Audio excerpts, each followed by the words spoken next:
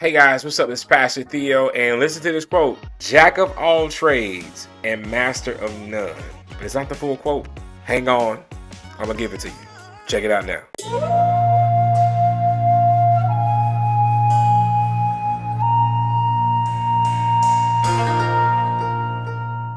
According to Wikipedia, guys, the original version of Jack of all trades is often used as a compliment for a person who is good at fixing and has a good level of broad knowledge.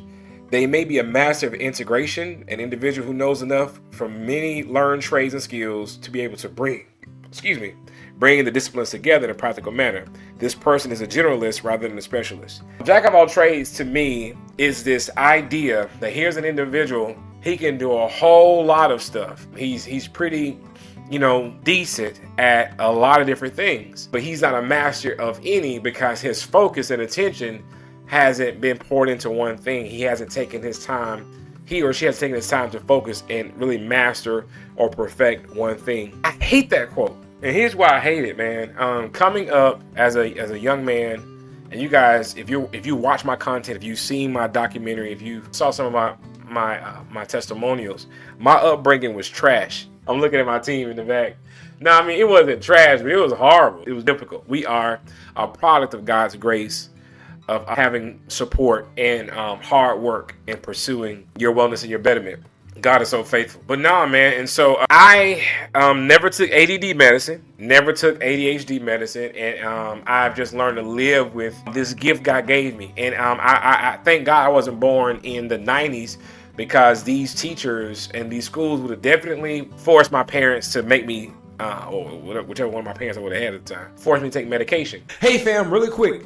Do you like what you're listening, watching? Is this helping you? Well, really quick, before we go on to the rest of the video, please do me a favor, hit that bell, and please subscribe. Put anything in the comments you want me to talk about, right? I need to hear that. I need to feel that so I can be able to provide more content for you. Thank you so much for subscribing and following. All right, now back to the video. I've always been energetic, all over the place, passionate, and I've always wanted to do a million different things. And my attention span hasn't been the issue, right? When I'm paying attention to you, I am. But my focus is the issue. I daydream easily. I could be talking to you right now, and if you lose me for a few seconds, if you're not engaging or you're not causing me to feel something from you, whether it's sincerity or a passion, it's kind of a chore for me to stay engaged with you. If you're not teaching me something, if I don't find what you're saying curious, right? Or you establish a connection with me so I can invest more of my emotional capital into our engagement and pursue knowledge and be curious. And so it's been like that my whole life. I've always made straight A's and B's, except, I went through some traumatic times where I couldn't focus in school. But then as I grew and started working in sports and in ministry and drawing and painting and dancing and singing, especially in my younger teenage years when I was in the church, not out of the church, but like growing up in the Christian church, I would be told often, Theo, you're doing too much. You do the most. And I remember the old heads tell me, Theo, you a jack of all trades, ain't you? Jack of all trades, ain't you? And I remember specifically when I was 16, 17, 18 years old, growing up in my church back in Mississippi, I would play the guitar. It wasn't great. My big bro Shannon did his best to work with me, and I made a lot of racket, a lot of noise in that church. And shout out to those people who, if they're still living, who gave me an opportunity to be trash and develop my passion for music or playing the guitar. They weren't really patient. They were mean, I'll be honest with you. Because I wasn't that good, I was making a lot of noise. It was like, turn it down, turn your guitar down, turn it down. And I just remember teaching our youth in Sunday school, opening up the church, leading prayer, singing, doing all the things. Wow. Now that I think about it too, shout out to my first pastor who had enough foresight and patience to let me meander through all of that and basically practice and get good at it. But I would constantly be called the jack of all trades, master of none. And it was hurtful. It was offensive, because what you were insinuating was that I was all over the place and I'll never be good at anything because I was doing everything I was doing the most. Okay, y'all, I'm sorry. Whenever I'm recording, my nose hairs go crazy. And it made me feel like a failure. I was already in need of validation and affirmation because a father figure wasn't in my life. I was already trying to figure out who I was and But I knew what I felt, and I knew I had a heart of gold. I wanted to change the world and help people. I knew I wanted to make things better. I wanted to be a part of the solution. I was a dreamer. I was a creator, an innovator. And all the things that I am, I didn't know it fully at that time.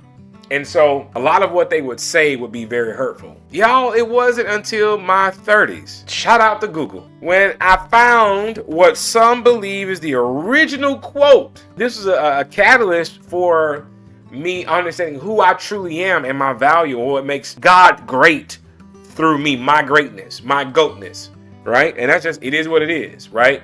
Don't get mad or get jealous and I feel like Deion Sanders now, don't get mad or get jealous because you don't know who you are, or my confidence intimidates you, or my understanding, because it took me a long time to get here. I earned this, right? And so do you. So, but the original quote, some believe, and I believe, is that it is jack of all trades, master of none, but oftentimes better than a master of one. Yes, that's it. Jack of all trades, master of none, but I am often more times, and in my personal experience, I am better, way better. There's gaps to those who are masters of one. See, what you're trying to tell a person is, hey, before you try to put 50 irons, in the fire, take time and get one established, work it until it becomes systematic and autonomous, where it can work on its own, where your money is making money for you, where you have staff in place and systems in place, right? You want to establish the systems first. That's what you should be saying. Theo, how can I help you and support you? We can get your first venture going. Because another thing I've learned, see what I just did there, y'all? I'm right in the middle of one point and jump to another one. Hey, but that's me. You got to keep up, right? You keep up with this, right? And by the way, let me look at, I just did it again. I'm talking to do it again, right? You have to also not compromise on who you have to not make comfortable people who should be chasing you. Their lack of being able to keep up with you is not your problem. You know who you are, and God has called you to do some incredible things. So guys, I don't remember what I was talking about here. See, it's a thing, but I understand the principle that what I'm communicating to you is people should help you establish your first vision if they really believe in you, if they really want to support you, right? And support you with resources to get that thing going. Because everything you're creating or bringing to the world is going to make the world better. You're a solution synthesist, like Theo Schaefer.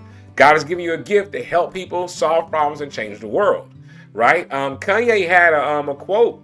I know it's not popular to quote Kanye, but people just, man, shout out to Kanye. Praying for him, love him. I love the gift that God has given him. He made a statement about college kids. He was like, it was a competition, a college competition, $1 million to create something. He was like, why don't you take all these geniuses instead of creating a new iPhone? I think that's what he was saying. How do we solve world hunger? What technology can we create to fix that, to fix poverty and homelessness? No, we don't want to fix that though, right? Because you need rats on your rat race so the rich can stay rich. It's another conversation for another day. But it's this idea of, no, man, like, support people who are gifted, who are multi-talented, who can do multiple things at one time, better than most can do one thing one time. Help them take their vision and run with it. Help them to establish and get it going so they can be free to move on to something else. Also, I learned this from one of my mentors and family members who is highly successful. You also need a passion to distract you from your passions while those things are still building. For example, this is my YouTube channel, and one day it's going to have 1 million subscribers, and millions will be changed all around the world at one time because of this content they're experiencing. And you're going to be a part of that. Shout out to you for hitting subscribe, right, and sharing this video. Now, while I'm working on this, while I'm still working on my online content, still mentoring and coaching, I have other passions, art, other passions, right, my family, things I'm working on. While this thing may not be working as fast as I want it to, my point being is that God has given you a multifaceted gift, and you're not a failure because you can't focus. You are not a failure because you can't focus. That's a lie. No, God has given you the ability to focus on more than one thing at once. So I say in my LeVar Ball voice, there ain't no plan B. There's no plan B. Shout out LeVar Ball. Right? There's no plan B. Go full throttle into what you feel that God is giving you to do and all the things, and just completely empty yourself into it. right? Find times to rest in the Sabbath and to take breaks and get good sleep, eat, exercise right, okay? But never again allow anyone to make you feel like you're a jack of all trades and master of none. No. Because even if the 20 things you're doing at one time, even if 15 of them never become great, but just average, that average is better than one person's below average. And the other 5 things that are great is always going to be better than the 1, 2, 3, or 4 things somebody else did great. And that just shows that God has blessed you. And that's how you should operate. Amen. Let the church say amen again. Yo, thank you so much for watching this video and allowing me to love on you and pour into you. I got more content. Check out these videos. It's going to be awesome. It's going to bless your life. More content. But also, too, if you're looking for a coach, I got you. A consultant, I got you. I will come in and partner with you, your organization, and walk you through it. Or you can check out more of my content on my online academy, Theo Schaefer Academy.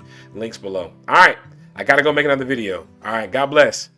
Peace. Hey, fam. Thank you so much for watching. If this helped you in any way, please hit that bell and subscribe.